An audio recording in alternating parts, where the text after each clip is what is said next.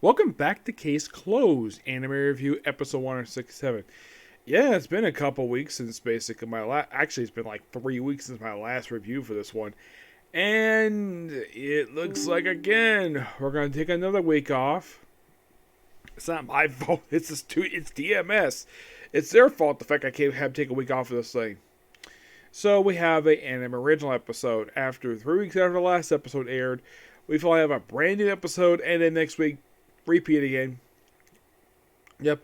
This one's called Ghost Revenge. This is episode number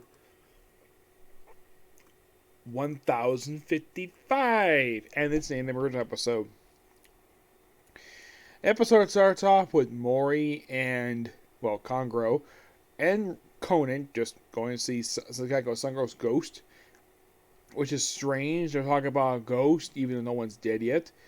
Well, then they get to the hospital, and then they run into some guy named Sangro.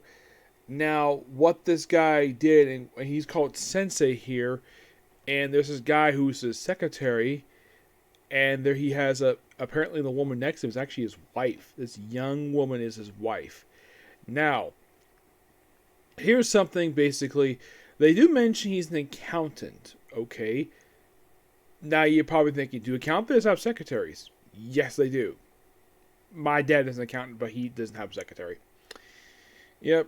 So he does. He figures out that he's got 6 months left to live, and the fact he's got a life insurance policy.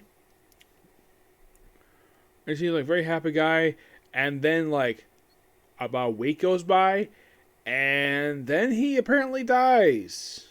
Now this I thought was kind of weird on the anime's part. If somebody is dead, why is their face uncovered? Shouldn't, I don't know, the face be covered up? That's normally how it is. I don't know, maybe the people who made this episode probably didn't realize that, but normally when you have a dead body, they're covered, head to toe, with a cloth. Why the heck is their face covered? This is one of 2 times they do the whole episode, and there's no reason for it at all. The only reason it would be uncovered is it basically someone tried to on a gurney to be safe in the hospital. Goes, he looked like he was very much alive, and then they say, oh yeah, he's dead. I'm like, what? Yeah, I think there's a disconnect between the writing and what's presented in the anime. Because it looks like he looks very much alive, except they say he's dead. Yeah, and they say he apparently committed suicide by slitting one of his wrists in his bathroom. And of course, yeah. And by the way, aside from Conan and Kongro in this episode, the only other regular characters in the series are just the Inspector, Keba, and Wataru, and that's it. That's all you see. Just 3 male detectives. I'm like, okay. Oh, they do mention Randa's not here because apparently she's not home. Yeah, as for where the heck she is, it's never really explained. And you're probably thinking, okay, was she spending the night at Serena's house? Not revealed. It's just she's just not home for some reason. Maybe she's gone off to stay with her mother briefly. It's never revealed. It's something that's mentioned briefly. At least they say that she's not there. Where she is never explained. So they do some investigating, and apparently we see briefly the best friend of the husband show up. They mention, oh yeah, very trustworthy, stuff like that. Yeah, and here's the weird thing though. You only see this guy briefly for one scene, and that's it. You never see this guy ever again in the episode. Actually, he does appear, scratch that, he does appear one other time in the episode, very briefly, where Conan and Kongro question briefly. But that's it. That's all you see from the guy. His name's Kanda. So, and then apparently a couple of days go by, not much info. And then apparently have another death. And once again, we see a guy who looks clearly alive, and yet they say he's dead. This is basic. I think it's a goof on the part of people who make this anime. Like, it may be the part because normally, when you see someone switch on a gurney like that, usually the whole body is covered by the cloth. Not just, oh, I don't know, all but his freaking head. And by appearance wise, he looks like he's freaking asleep. It's like, wow. I think this was an error on the part of the anime where you have something where the old expression is the left hand does not know what the right hand is doing. And that's what's in this episode. Oh, yeah, and apparently this guy committed suicide too. And it turns out, nope, he didn't commit suicide, actually murder.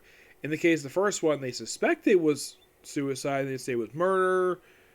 And then figure out, nope, the guy did commit suicide by the end of the episode. Was revealed. That was revealed. So yeah, the whole point of the investigation, just apparently suicide.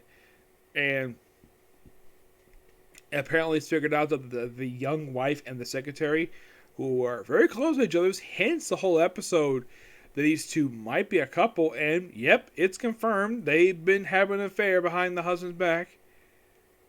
And he did find out about it. But since he had a life insurance policy, he says that, well, there's a clause that Conan finds out in the episode that, that if he commits suicide, it has to be done within 3 years. Here's the thing. The suicide happened 1 year after the thing was filed.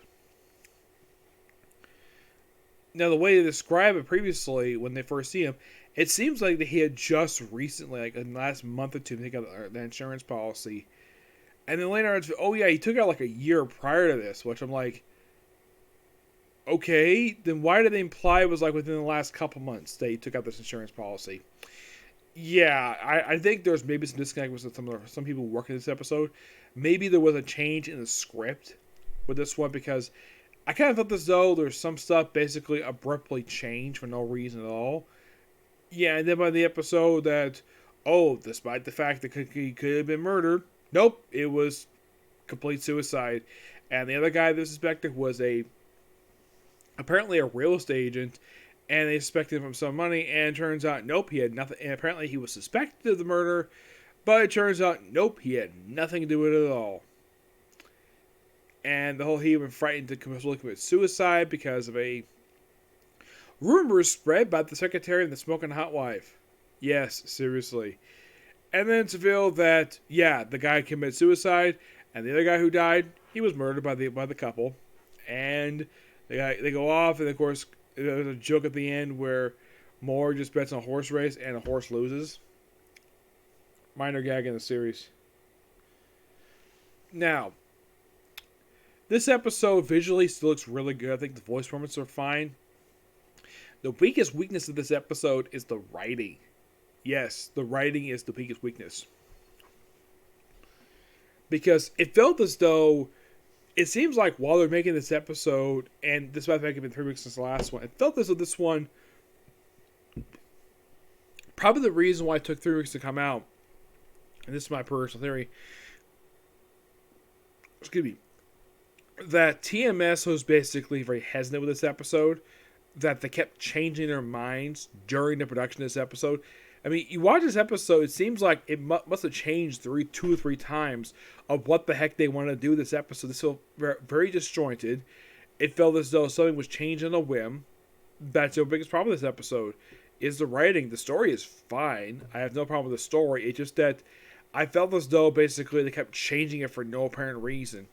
And I'm blaming the producers basically for this, for the change. I'm not blaming the voice actors. The voice actors are fine. I have nothing wrong with the voice actors or the sub in Crunchyroll does. I watch on Crunchyroll obviously, but the biggest problem is with the script of the episode, because it's just so disjointed. It feels as though, like I just said, there were changes during making of this episode. And that's probably the reason why it took 3 weeks to come out. That's my personal theory. And that could explain why the fact next episode is not coming out next week. Alright, we're going to conclude the story arc that actually included a little bit ago. This is chapter 1099 of the Case Closed manga, Fall Back.